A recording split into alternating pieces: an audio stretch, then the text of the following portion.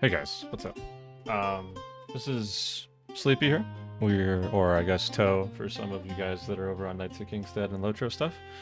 Uh, we are going over a Update 45 Burglar class rework. And I've had a couple of requests for people to have this Mentor Knights thing recorded.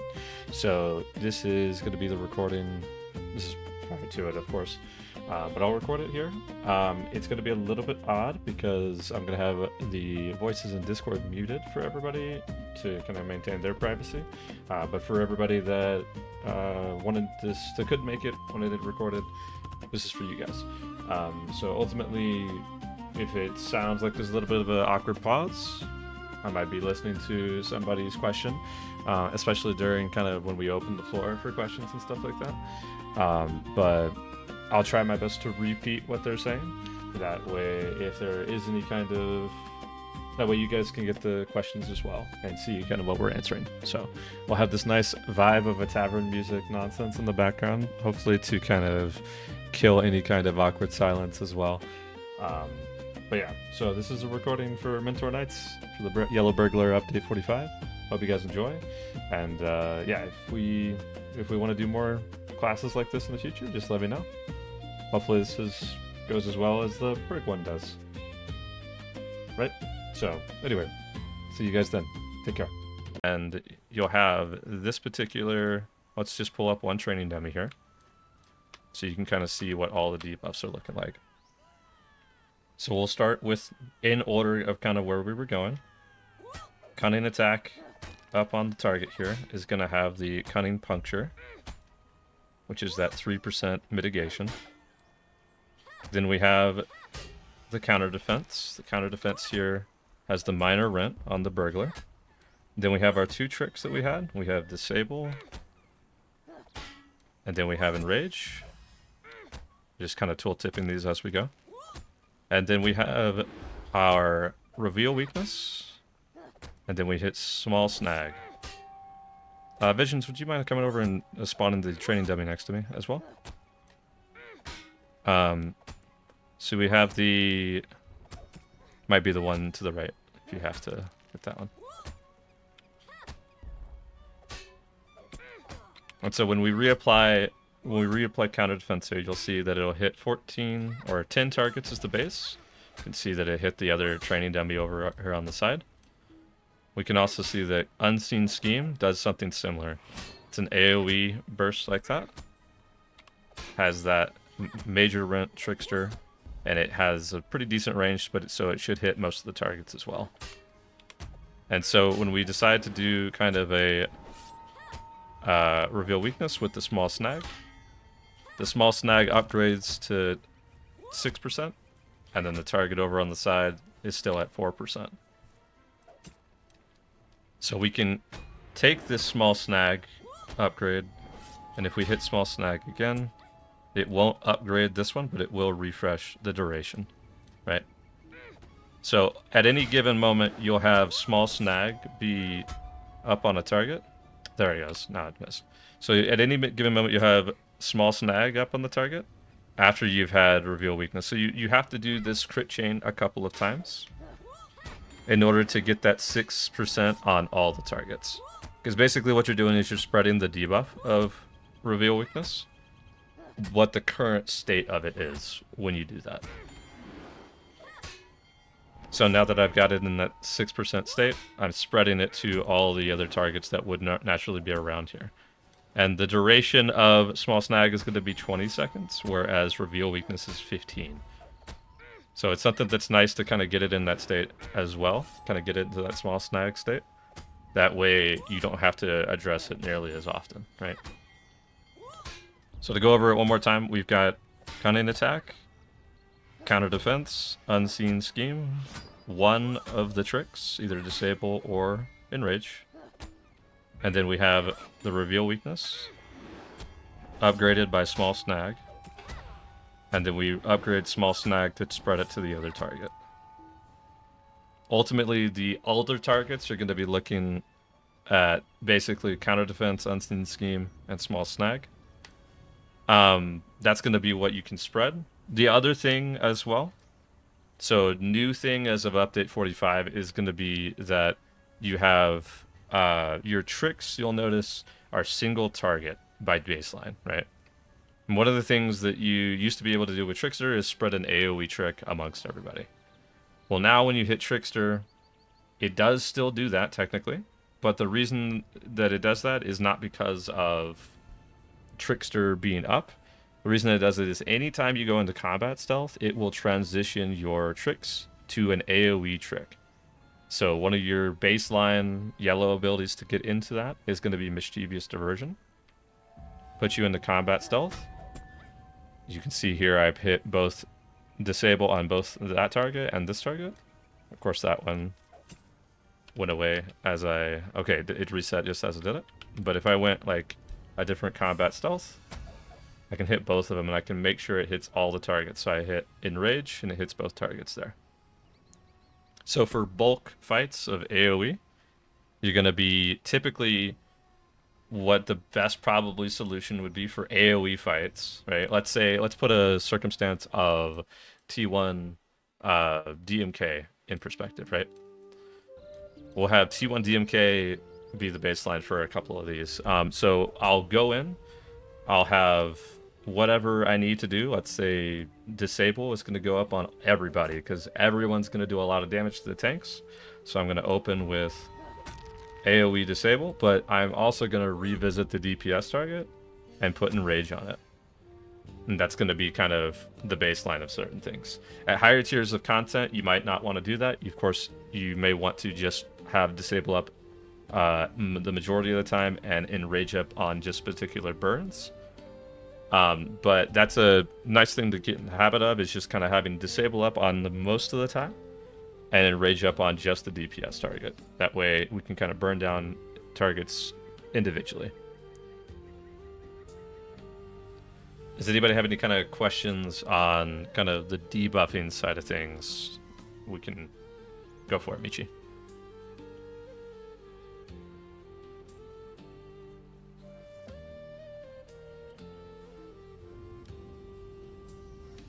Mm-hmm. Correct.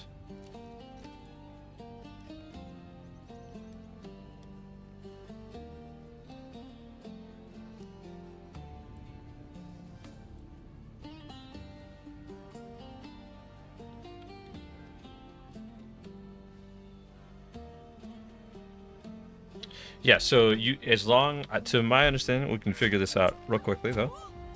To my understanding, it's just refreshing the duration, right? So once you're in that, correct. So and to kind of build on that, you don't have to have a real weakness before that either. So reveal weakness takes the place as double-edged strike in terms of the crit chain, right? So once I have it at small snag and I make sure that it's up there like that, technically speaking, I could hit double-edged strike to do a little bit more damage and then revisit it with small snag and it will refresh it just like that, right? Correct. Yeah, so once you've gotten the reveal weakness, once you've got it upgraded to a small snag, something that can kind of help with that is just to keep that duration up and kind of up your damage is just double-edged strike into small snag. One thing I will say though, I think, let me see. Give me just a moment while I'm double checking that. Okay. Yes, it's hitting all of them.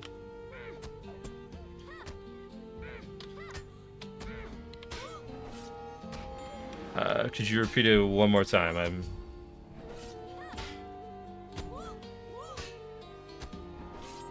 Mm-hmm.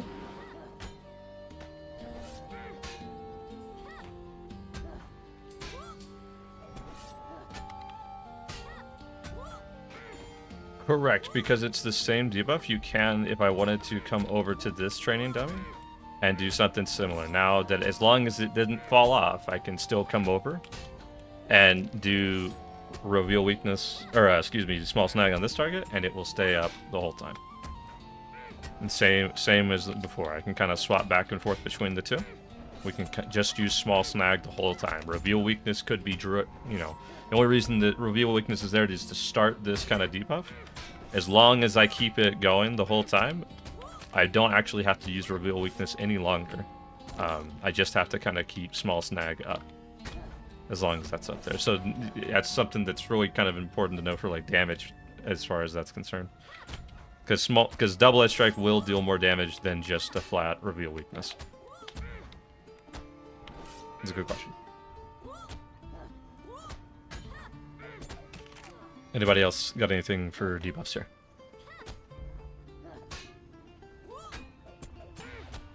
Okay.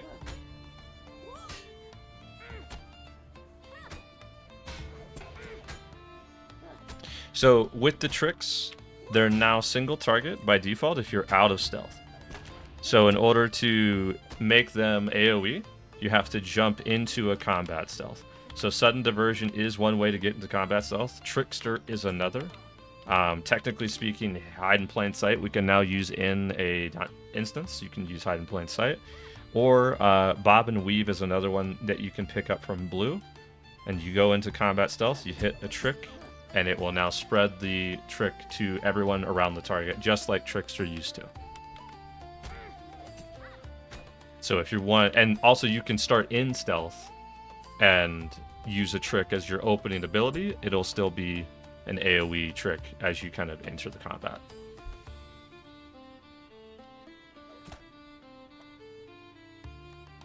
Yeah, so you have a couple of different ways. Unseen Scheme is also another way, I think. Yes, Unseen Scheme is another way you can get into it, which is your Major Rent, right? So you've got a 1-minute cooldown from Unseen Scheme, a 40-minute cooldown from Mischievous Diversion, 40-second cooldown, and then Bob and Weave is a 1-minute cooldown as well. And then you also have Trickster, which is like a 2.5-minute cooldown by default. You have a Tracer that can lower that to like 2 minutes. But you have 4 different ways, 5 if you include Hips. Hips is going to be a much longer cooldown, like 3 minutes or so. I don't even have it on my bar because of that, right? But you can technically still use Hips. There's a lot of different ways to get you into combat stealth. So most of the yellow gameplay, when it comes to new ads, is kind of you fading in and out of combat and stealth to apply that either disable or that enrage.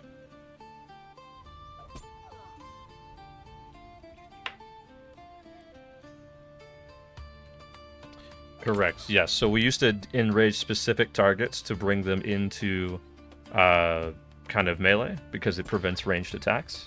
If you do that in combat stealth, it puts that prevention of ranged attacks on all of the targets now. So if you've got a group of 7 archers shooting at you and you hit them with a AoE trick of enrage, all 7 of those archers theoretically are going to come over and start attacking in melee. Very, very fun little change they made there for that. So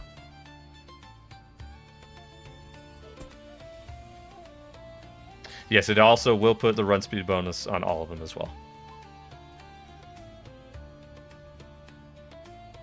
Anybody else with debuff questions?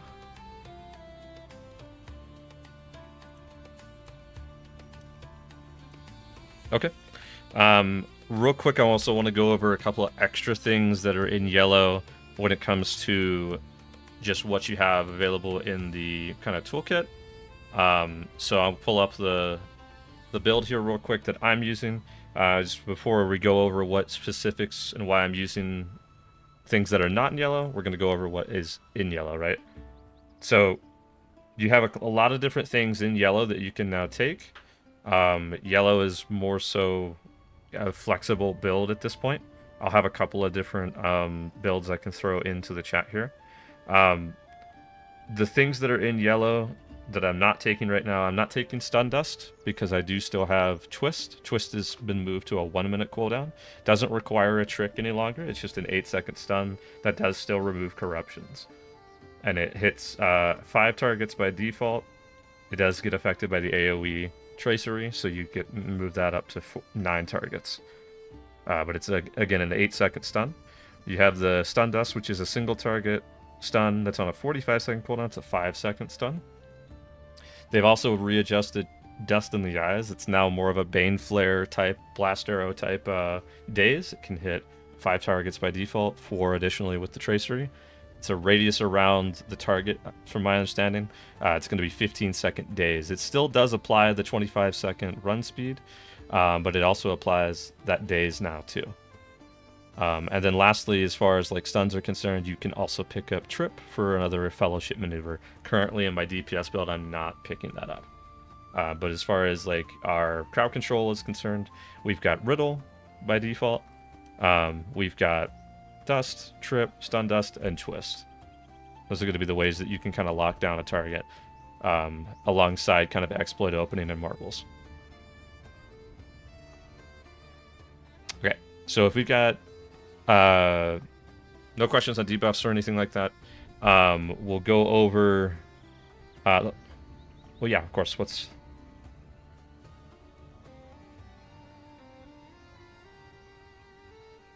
reveal weakness, to my understanding, I don't believe so. Are you in yellow currently, Vision?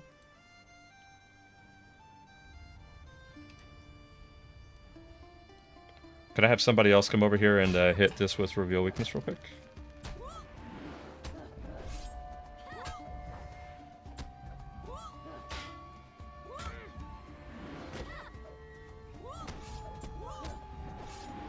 Okay, yeah, so that was the reveal weakness there. It did not stack with small snacks, so the answer is no. It's not going to stack with another yellow Burg. We'll probably only ever take one yellow Burg now because of that anyway. Tricks don't stack, I know that much. So yeah, for reveal weakness, and you only get reveal weakness while in yellow to begin with, right? So no longer will we have, you know, a lot of reveal weaknesses from blue and red, right? Okay. Okay, so let me grab the build that I have over in... I'm going to throw a couple of different builds at us real quick in the Mentor Knights chat here. If you want to follow them, you can hover over the channel. There's a open chat speech bubble icon. I'm going to throw a couple of different builds in here. I'm going to go over kind of which... what we're doing on each of these here.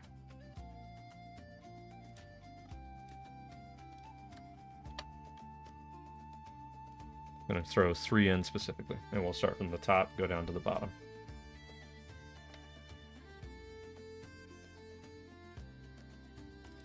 Let me also open up this. Okay. Sorry, I'm moving things around for the recording here for them, so. Okay. Okay, so the first one that we have that is just what I have is kind of the standard build that I have. Basically, to walk you through what we're specifically doing here on this particular build that I've got, we're taking the health at the very top, and this is going to be very similar all the way through most of the builds. We're going to be taking the 10% health. I'm taking the 10%, or some of the comedic timing, not all of it, because I don't want to commit too much to yellow. Comedic timing was reworked to not only affect tricks, but everything else as well.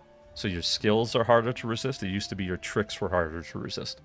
So this affects everything, and in theory is supposed to act like more finesse rating, essentially, for you, right? On the second row, we're grabbing Mischievous Glee and Playful Mind.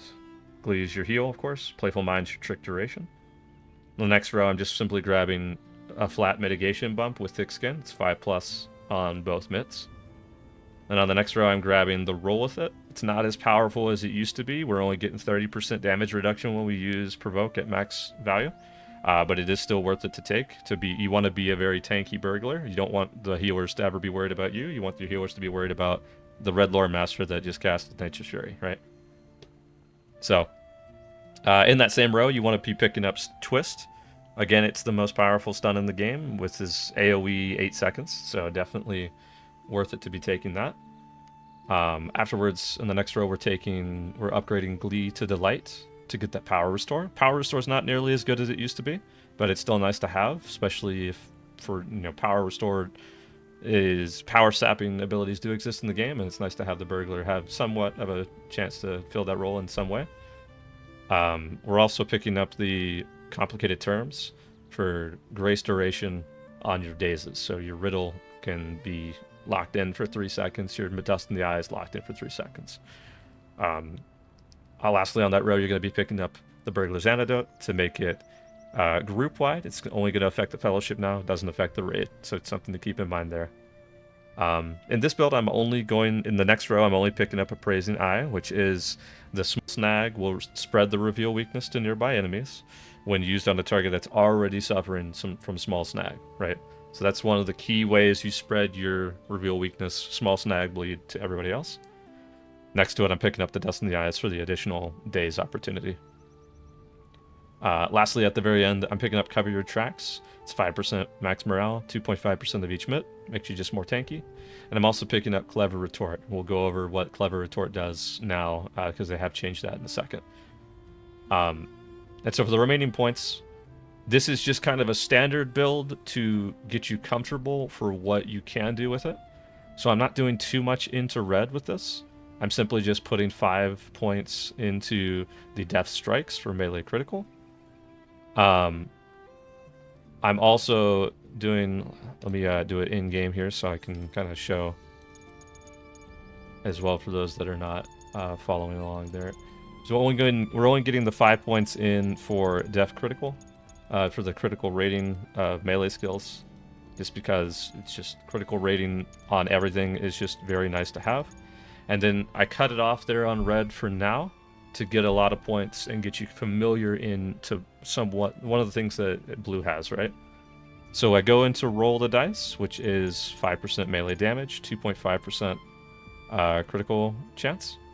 And then I'm immediately going down into Honed Whip, which is just 25% damage over time. This affects things like your Cunning Attack bleed. It also affects other things that are bleeds as well, and I can kind of build off of that in a second. Following that, I'm getting No Subtlety, which is the 10% damage when not in stealth. What this also does is it makes it minus 10% melee damage when in stealth. So something to keep in mind is that, going into stealth for damage purposes, you've now moved that, break up that mindset now. You've kind of moved that damage over to just out of stealth melee damage now. Especially considering you're not in red, where some of you get a little bit of bonus as well in stealth. In yellow, we don't get any bonuses. The only time we're going to be going into combat stealth based off of this ability and AoE tricks is to apply AoE tricks to most groups, right? And next to it, I'm picking up Bob and Weave, which is a little bit of a heal, but more importantly, it's another way to get you into combat stealth. On the next row, I'm picking up all of Against All Odds, 5 points into that, which is just area of effect attack damage. And lastly, I'm picking up Aggravated Bleeds, which is 2 damage over time bleed pulses. And to cap it out, I'm picking up 3 points into Overwhelming Odds, which is just when you hit chain skills, the critical chain skills, you have a 20% chance to restart that whole chain again. So it helps keep your double-edged strike, helps keep your reveal weakness. All of that becomes available. And lastly, I'm picking up Bleeding Jugular. That applies a bleed to your exposed throat, right? So this is a standard build that I've made to make you kind of feel comfortable with it.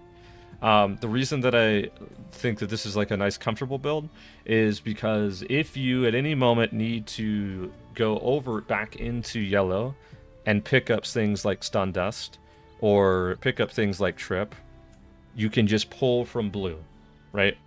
You can pull from Overwhelming Odds. You can pull from Against All Odds. These two right there, that's about 16 points to kind of work with. You can't get down to Bleeding Jugular without putting at least 1 point in Against All Odds, so about 14 points to work with there. But it allows you to kind of come back over into yellow if you need to and pick up certain things like Vital Cut. There are certain fights where the enemy heals. Sometimes it's nice to have that incoming healing debuff on Exposed Throat because you're going to be using Exposed Throat anyway because of Bleeding Jugular. It's also the best single target attack you have. But that's going to be kind of an opportunity for you to pull from blue and put it into yellow wherever you kind of want to. So building off of this, the other thing that we end up going, the one that I'm currently running, is I'm going for a little bit more damage. So what I'm basically doing is I'm pulling from blue, like I mentioned earlier, and I'm simply coming down into grabbing everything that I kind of still have in yellow. I don't really change up yellow much in my DPS build. This is the DPS one here. So I'm going to go down blue first on stream here. We're going to grab basically enough to come down and get Bleeding Jugular. And I'm in the extra point against all odds. I'm omitting Overwhelming Odds. Because as you kind of get used to the rotation of blue Burg, or yellow Burg, you'll find that because of the death strikes in red and the roll of the dice, you have a very nice critical chance. Like, you're looking at about 35.5% if you're capped on crit, right? So you're critting quite often. So there are very few chances when you're kind of looking for filler skills to proc a critical chain. And so what I'm doing in my DPS build is I'm pulling from blue, and I'm going down and I'm getting Agile Hands, which is Burglar Skills Critical Multiplier. And I'm picking up just the basic aim, which is what we used to be very comfortable with for a guaranteed critical hit, right? And the reason that I'm doing this is, number one, you get this melee skills critical multiplier. That's just base, great multiplier there. But the aim gives that guaranteed critical hit chance, right? So I'll move as far as let me move this over here so you can kind of see. We'll kind of touch a little bit on why aim is very powerful. The reason it's very powerful is because it's paired with Clever Retort, right? Clever Retort basically has been reworked to provide you with a personal fellowship maneuver, essentially. So when I select this target here on the training dummy, I'm going to get it in combat here. Naturally, you're going to put all your debuffs up on it, best you can. But ultimately, when you hit Clever Retort, it's going to put what looks to be like the Warden thing on your screen with all 4 of the fellowship maneuvers, essentially. They all do different things, essentially, as far as, like, yellow's going to put a small bleed, red's going to be a small attack, green's going to be a small heal, blue's going to be a small power restore, right? But at the end of the day, it's a 20-second duration from when you've hit Clever Retort. And the biggest thing, one of your biggest hitters in DPS, from the DPS perspective, is going to be an ability called Wrath of the Righteous. When you guarantee to critically hit this with aim, it's going to typically hit around 500,000 in its current state. So most of your attacks just naturally are going to be, hitting for, let's say, 100k. Like that was exposed to it for 120k right there, right? But if I put up all the bleeds, or put up all the debuffs on the target, and then we go Clever Retort, red, green, yellow for Wrath of the Righteous, and then I hit aim, that was a 600k hit there on that one, right? Let's find it. Oh, that was the ending one. Let's see here. Yep, right here. This guy right here. I need this guy to stop hitting me so I keep... Oh, it's the bleeds. God damn it. Let's see here. There it is. Alright. So yeah, 609,000 damage. It's going to be a very big chunk of your damage. And I tool-tipped it just before I hit it too. So it does a little bit of a heal. Not much. Not anything that's crazy. And it also does a little bit of... a bleed as well, but nothing that's important. The biggest thing of it is Wrath of the Righteous, just upfront damage, right? And so aim is on a 40-second cooldown. Clever Retort with the Tracery is going to be on a 58.5-second cooldown. So you're typically going to, in like a 3-minute parse, you're going to hit Wrath of the Righteous about 3 different times. in content, the best times to hit it are during kind of big burns, and also just off cooldown. So at the very start of fights, you're going to want to pair it up. You're going to open with all of your debuffs, and then you're going to pair Wrath of the Righteous up with like an Oath's Burn. That's complementing your debuffs, right? So that's why we go into a little bit deeper into red to get a little bit more damage. This is the one that I would recommend over anything else, is the this particular DPS build. Just because you could, with the DPS increases that we can see now, we could easily be looking at about 70k minimum kind of for just yellow burglar DPS on a single target. It's looking pretty good because Wrath of the Righteous is a good chunk of your damage, followed by just Exposed Throat and Bleeding Jugular, right? So this is the build that I run with for most content. Is the damaging build. And then lastly, the last build that I have, it's definitely for particular groups, right? But this one in particular is the healing build. Something very similar in yellow, but I don't go too far with it with roll with it. Instead, I'm picking up the self-adulation 25% outgoing healing modifier, because I'm going for a little bit more support heals, right? And I'm still picking up everything else that you would normally pick up, right? So I am still coming down here to pick up aim, just for, you know, if I wanted Wrath of the Righteous, if it's, you know, a situation where I need Wrath of the Righteous to go off for a little bit more damage. Still coming down here to grab Bob and Weave and Bleeding Jugular. And so this is what the yellow healing build that I've kind of got going on is looking like. Again, if you wanted to get a couple more things from in this particular build, if you're looking to kind of pick up Trip or Stun Dust or the incoming healing from Vital Cut, you're going to have to sacrifice either Bleeding Jugular or Aim. I would lean towards Aim because at the end of the day, when you're in the healing build, Clever Retort can also be used as just a flat heal. So Clever Retort, when used here, we'll go ahead and just use all green, for example. It has the Rallying Cry, which is just 2 green for the most part. It happens at the end of the animation, so it's like a 40k heal there. You have your Mischievous Delight, which can crit. And the other thing too, if you're running 6-set yellow, your Mischievous Diversion turns into Sudden Diversion and can be used basically for the same Clever Retort Rallying Cry heal. Just not with the heal over time, more so with just the upfront heal. So you're basically looking at, if you're running the healing build, you're also running the 6-set yellow build on top of that. It's a lot of information for 3 different builds there, but I'm going to open it up if anyone has any kind of particular questions on why I'm taking certain traits or what's going on, and then let me know kind of which build you're looking at on that. Yo, what's up?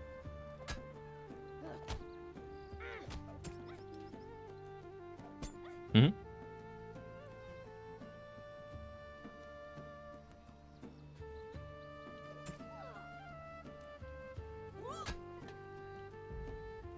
Correct. Yeah, it's the Gambit panel. Yep. Yeah, it would be these two, the auto scale bar and Gambit Gambit panel. It's basically using the same as the Warden stuff, right? As far as UI is concerned.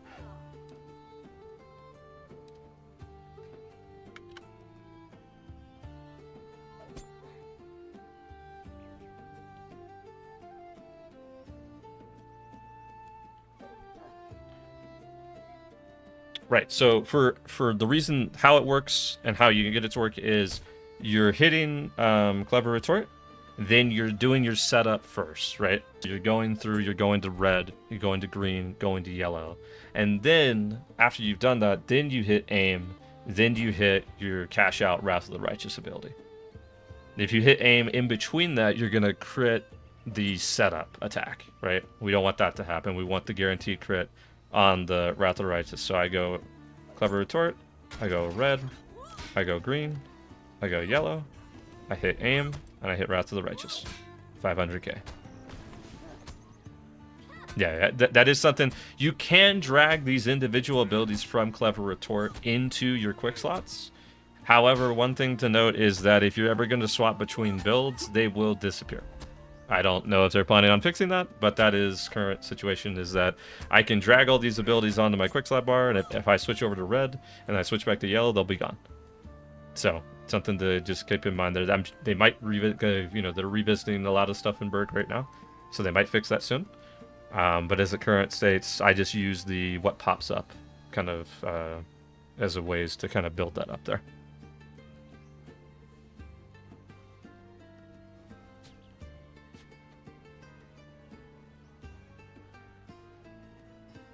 I don't know if sequence bars would work here. Unfortunately, I don't run plugins. Usually. I would say that if that would be something to kind of test out. Yeah, I don't see I don't use any kind of plugins. I just use the manual clicks. Also, the other thing to note is that when using them too, if you're watching screen right now, you can kind of fit in a ability in between most of them to make it seem a little smoother. If you're going through your natural Clever Retort, doing one red, green, yellow, you'll notice it's a little bit clunky, it's a little bit slow. It does go a little bit faster if you try to weave in something in between, so a subtle stab or anything in your crit chain or any debuff that you're lacking on, right? Typically, you're going to be doing your homework, is what I call all your debuffs, prior to going into your Clever Retort attack, basically. That way, when it hits, it's got all the debuffs that you can put up on it prior to it happening, right?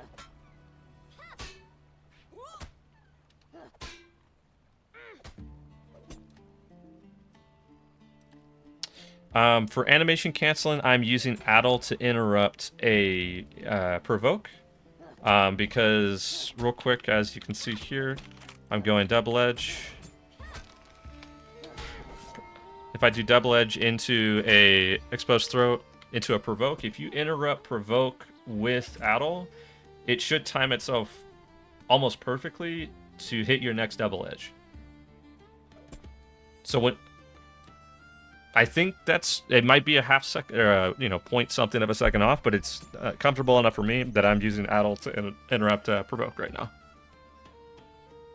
So anyone else for any of the three builds that I threw into chat there?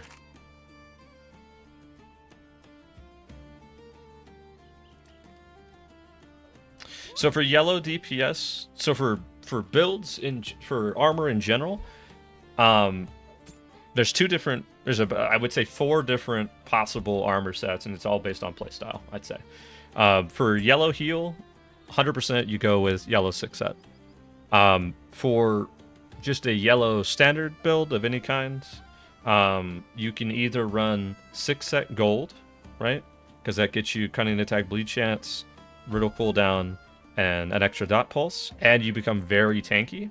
So if you just wanted to kind of, if it's not expected of you to be kind of supporting the group heal wise, and typically it's not, because most of the time burglars are inside the tank group, their heals are kind of just fluff over heal for the tank, right?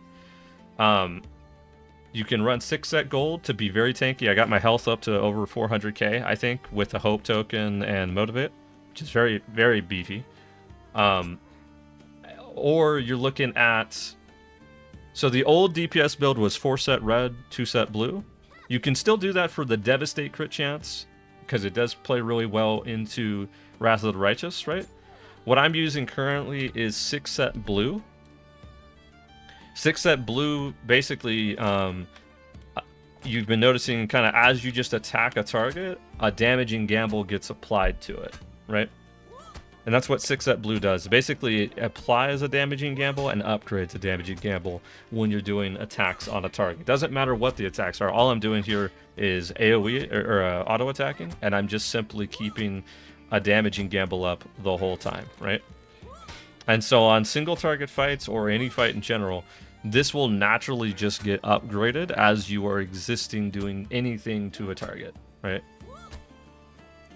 And so for the time being, this is probably something that's not going to really be relevant here in the next like 3 months. But for the time being, until we get to 160, this is kind of the DPS set that I'm running. The LIs, I'll post them here in the same channel here. Let me do that real fast. So those are the LIs that you would typically run on a standard yellow Burg. I'll pull that up on the recording here as well. There we go. On this particular, these are going to be typically what you're just looking at overall. Something of this kind of setup, which is just all 3 of your crit chains, your subtle stab, your clever retort, damage, and healing, also with the cooldown, as well as both your tricks, so your trick duration, excuse me, just the trick duration and resistance penetration, right? You're also looking at maybe some mischievously healing. You're looking at your trick debuff potency.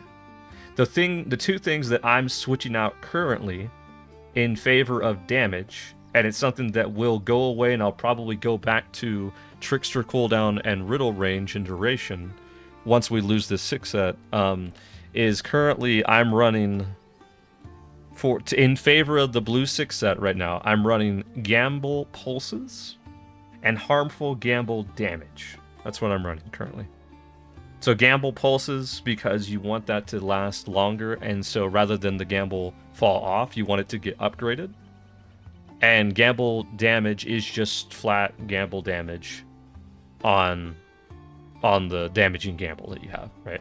So for DPS focused builds, currently I'm running 6 set blue for no other reason than the damaging Gamble, just because as you just exist in doing nothing different from what you've been doing the whole time, you will have a damaging bleed that you didn't have before that does a significant number of like dot damage, just simply because you were existing doing your normal yellow stuff. So to kind of recap that, your 6 set yellow for healing, I would say 6 set gold for kind of a tanky, beefy build. And then for damage, you're looking at probably 6 set blue.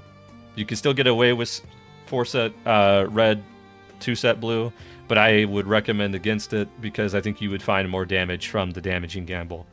But if you're still running old gear, it's probably not the worst thing still, right? So, hope that makes sense.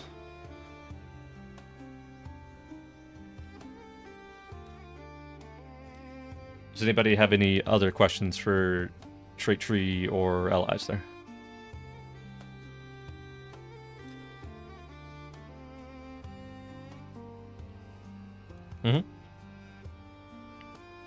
No, so again, the original trait tree I posted is going to be something to get you used to it for those that are kind of really new to Burglar and trying to get used to what the heck is going on.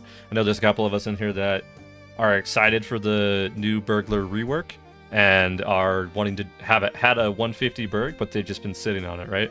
And so that trait tree is something to get you used to what's going on, especially considering it doesn't go into anything specific or specialize in any way. You're just simply kind of getting a comfortable build, right?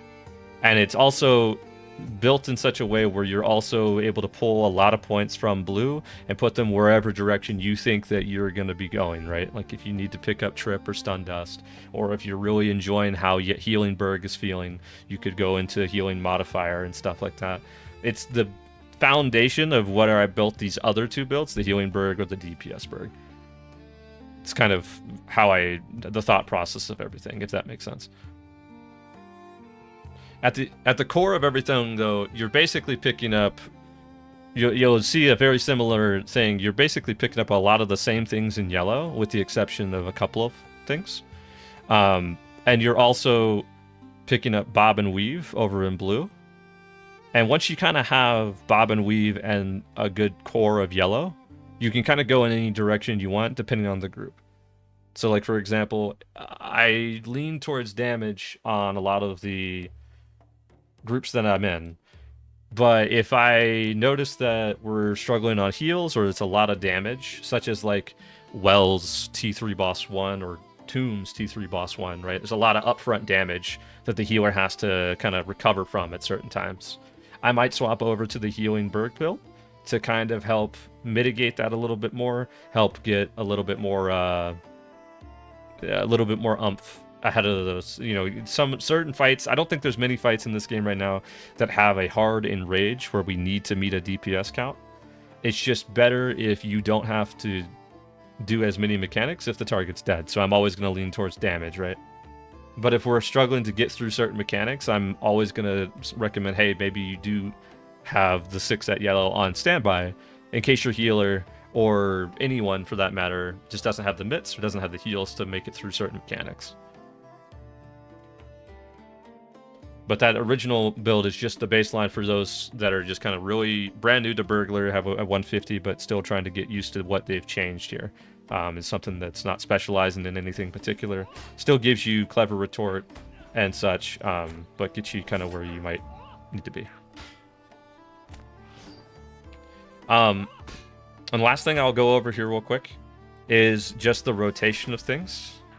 So I've got my training dummy over here, and I'll do it on stream here real fast.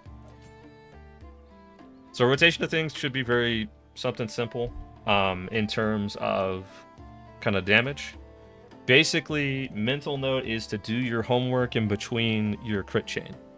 And when I say do your homework, I mean you're putting up your debuffs that we've already gone over. And when all the debuffs are up on a target, you're doing double-edged strike into exposed throat.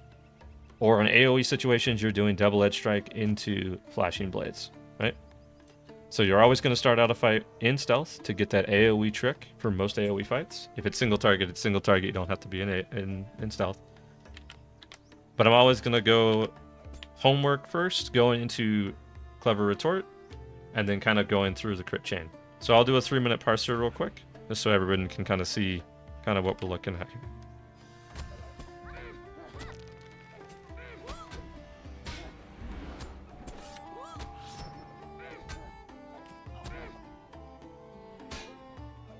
Flag willing, of course.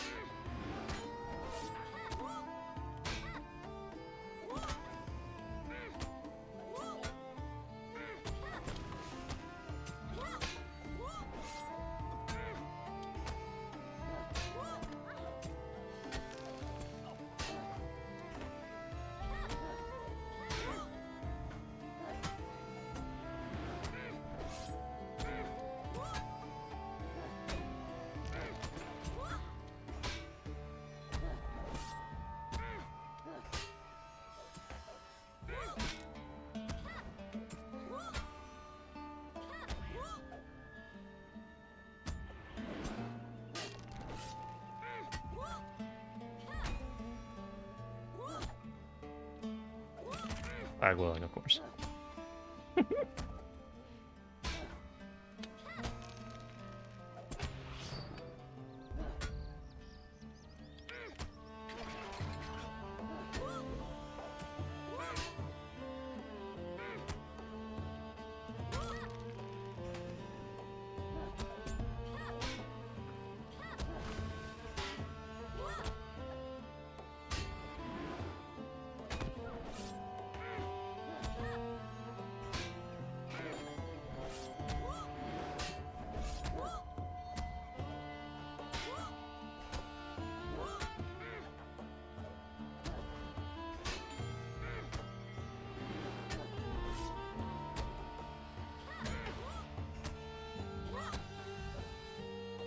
I've never done a race change. This has always been a Hobbit burglar. Yeah.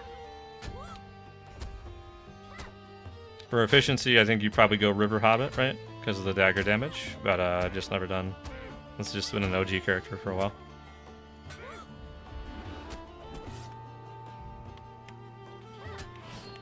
River Hobbit would stack with it, yeah.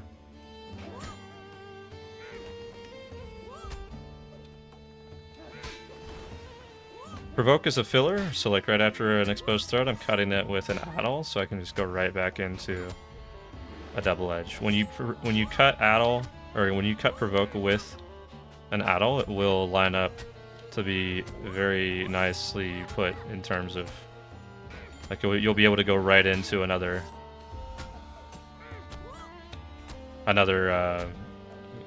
double edge essentially.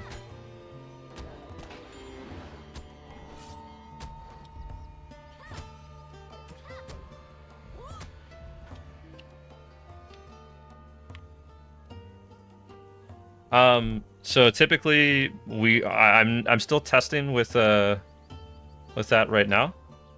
But yeah. Typically you're looking at something that is as far as finesse, I'm looking at something that's like 80k, something in that range. So okay, so on that one I was at 67k. That was with kind of in the healing build there. So with the healing 6 set, I would of course done a little bit less because a good chunk of, I'll pull out the damage on screen here so you can see kind of the breakdown. So exposed throat, obviously the hardest hitting one, followed by double edge strike. Wrath of the Righteous we only hit 3 times, and it's our 3rd highest damaging ability, right? So making sure it crits with the aim happens, it's a very strong argument, right, to have aim with Wrath of the Righteous. And then for the damaging part of things, right, you can see damaging gamble 6. Once it got tiered up to 6, it started to be the highest one of the higher damaging ones. But also, if I drag this further down, you can see the damaging gamble 1 through 5 is also still down here. So it is still happening that these things are still contributing to the damage, right? But overall, you're kind of just going between double-edged strike into exposed throat, Wrath of the Righteous when it's up, and then do your homework in between, right? So even it wasn't the greatest parts, right? I had a couple of moments where I had like a trick fall off, or like the mitts kind of fall off and stuff, right? Or reveal weakness, but nothing crazy. It's just kind of mental note in between everything to kind of keep in mind. Constantly doing your kind of homework in between your crit chain. It's very nice to get your flashy numbers, but it's even nicer to kind of make sure you're providing the necessary debuffs for your other damaging classes in the group to provide the flashy numbers that are going to even be higher than yours.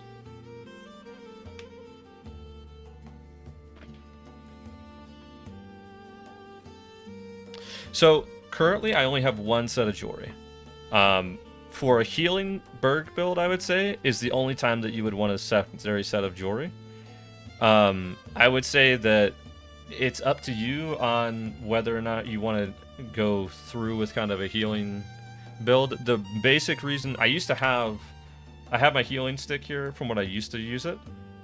Area of effect healing I had on this. If you really wanted to dive deep into kind of the healing Burg side of things, you'd probably throw area of effect healing on here.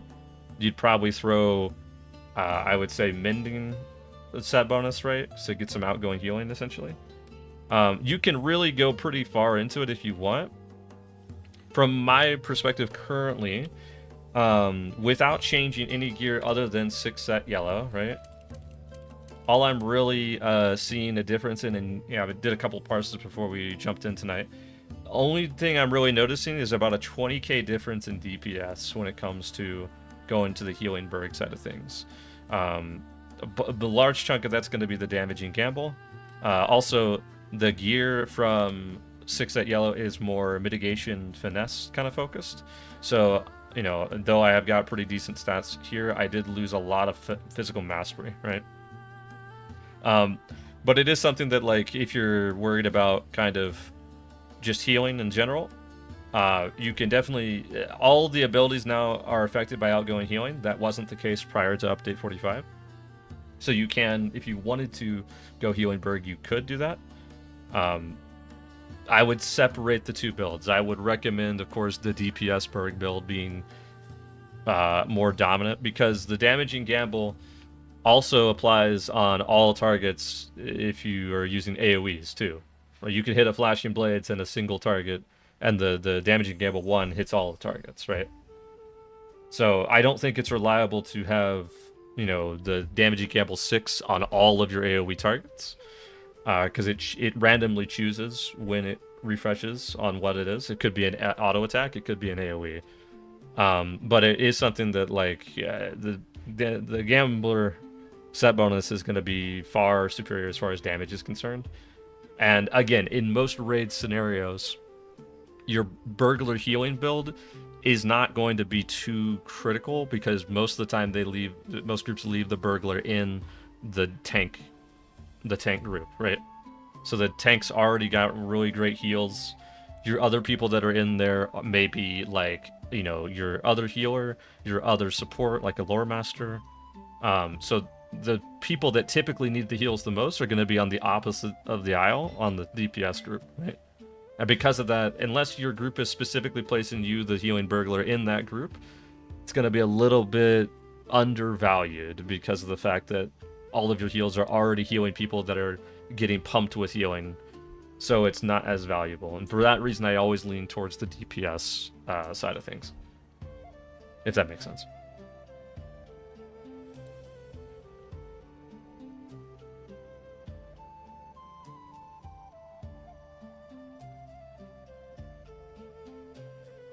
Yeah, I don't think it'll affect the power. I think the power is kind of set in stone, unfortunately.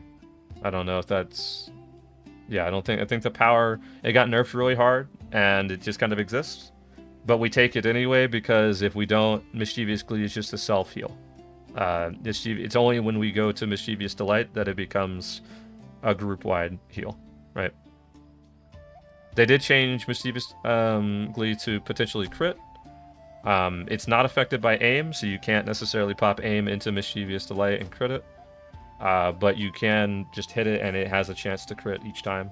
So there is that going for it now. But it might crit on the power. Let me look.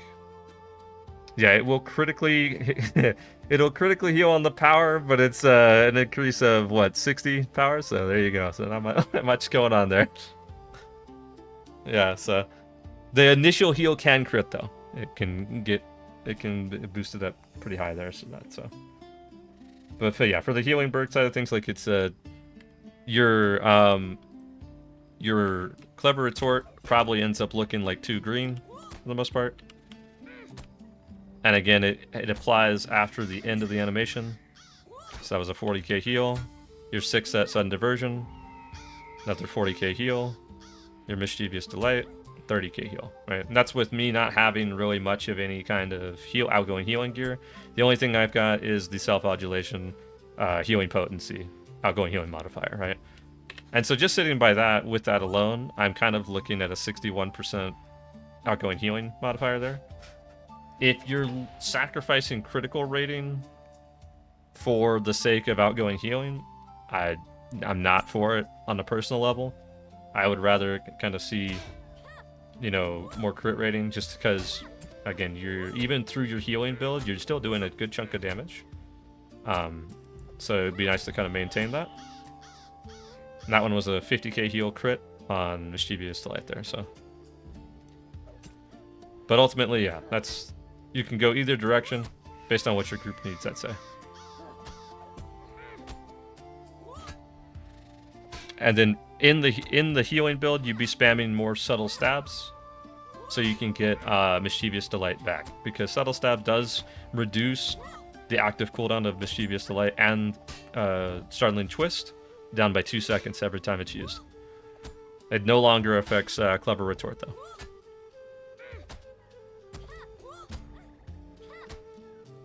Does anybody have any questions on anything? Because that's kind of all I have there for the most part.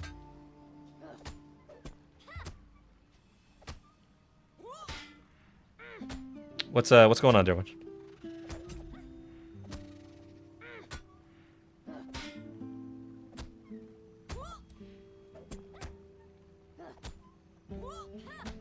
So from a perspective, keeping track of the debuffs can be a little challenging. One thing I would say is, for each of them, right, Unseen Scheme is something that's only going to be up there 50% of the time. So you hit it off cooldown, basically. You're never going to keep it up the whole time. The counter defense, 100%. and it's a 5-second window. So if this is off cooldown, it means you need to hit it. When it comes to some of the others, the trick is definitely something. The trick, counter, cunning attack, and small snag is something that you hit typically in between your critical chain, right? So if I hit kind of a double-edged strike into exposed throat to fill in while I'm waiting for those to come off cooldown, I'm gonna hit like a enrage, and same with the small snag. It's gonna be something similar like that as well. So I'm kind of waiting. I'm kind of filling things in essentially.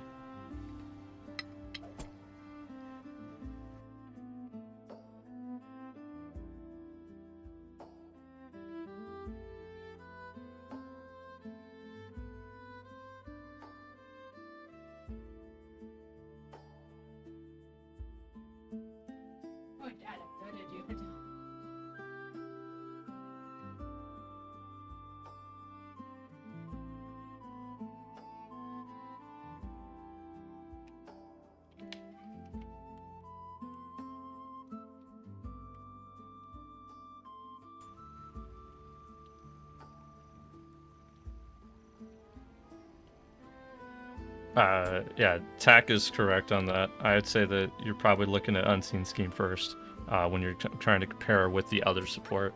I think technically, I might need to double check real quick. Let me look here. But I think technically our Major Rent is still more powerful in that terms, right? I'm looking right now to be specific. I'm looking here. Yeah, if it's stronger than Yellow LM, I'm pretty sure that our Major Rent is going to be more powerful. Yeah, so I would say for Burns especially, we would lean on the Burglar to lead, and then other classes to kind of follow afterwards. But yeah. That's kind of what you're looking at for Major Rent for that.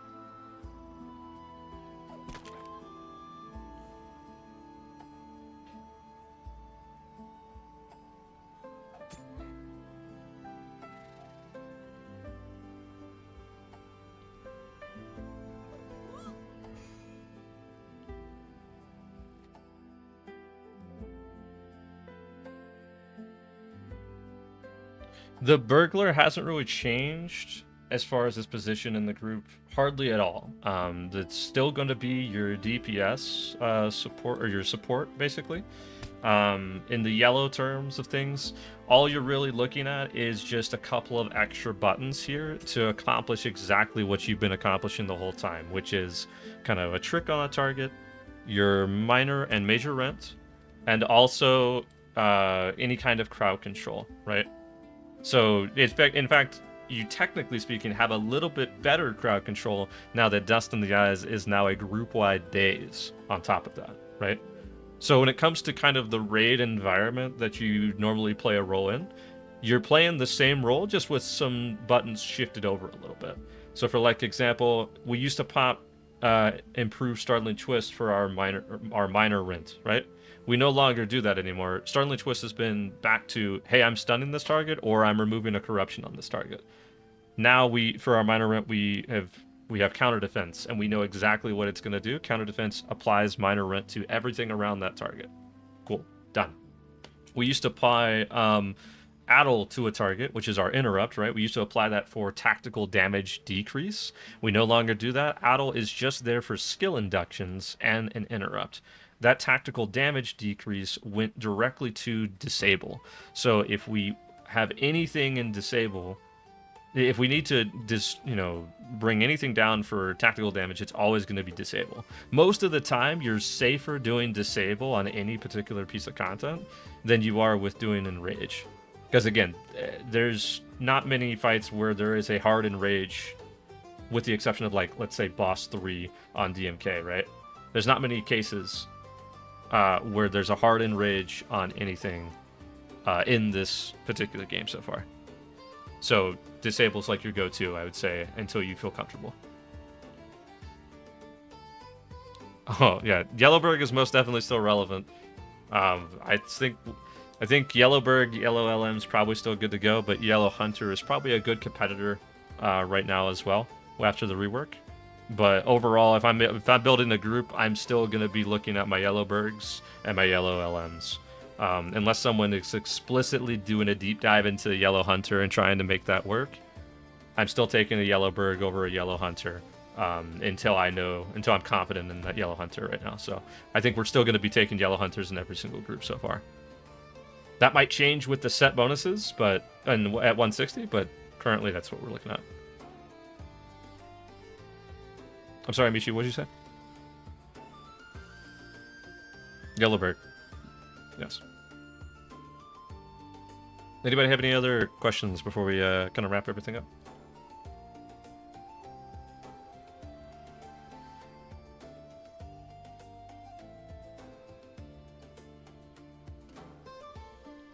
The only one that I had noticed that might be useful is that I know SCAP posted it in our kinship burglar discussion. I think he posted all of them there, so if you wanted to view them there. Actually, he separated it into just one image, so I'll throw it here into Mentor Knights as well. So you can kind of see. There is one of them, and then the other set. Let me find that one for you here as well. Give me just a second. The answer is only one of them, but I'm just so everyone has this and can see it. I'm posting it here. Okay. So that's all of the combinations for the most part. And from what I'm looking at here, Wrath of the Righteous is going to be your best single target one. I'm leaning in the direction currently that Clash of the Arms is your AoE one, which is just 2 red, right? I'm thinking that's the direction. I'm not seeing anything crazy, unless Against the Odds has a massive critically hit kind of thing. I'm not seeing anything that's... I think Against the Odds is just primarily also there to apply a debuff, or a bleed plus the power restore. So I'm thinking for AoE situations, you do Clash of Arms, which is double red. But that is... I don't see them really adjusting these either, to be fair. I think this is kind of what we get for Clever Retort. So...